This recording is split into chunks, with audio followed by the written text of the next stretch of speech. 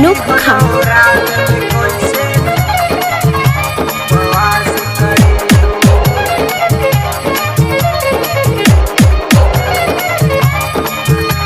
भौजी हो रात में कैसे 9 दिन उपवास करेलू।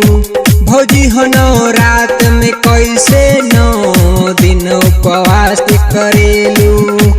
आवेला नवरात लागेला मन भवन तू दिनवा खास करेलू।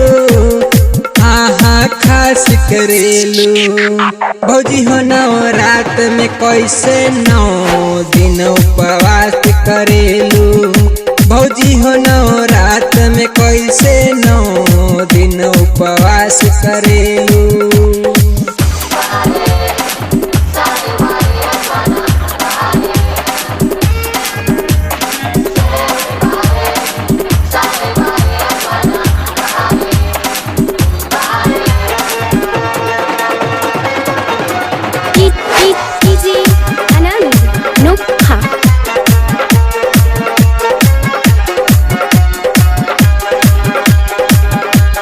पावन महीना नवमी के दिनमा करेलू माई के पूजनमा हो पूजनमा हो। तोहरा के देखी सुनाए भौजी हमरो झूमेला मनमा हो मनमा हो। हम इहे बात सोची या तोहरा से पूछी माई पे विश्वास करेलू।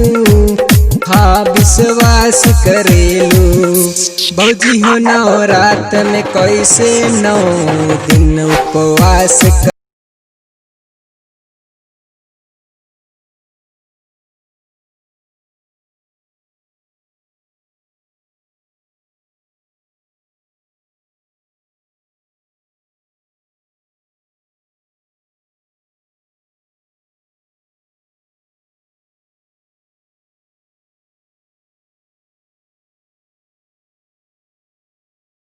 लिखा देलू भजनमा हो भजनमा हो।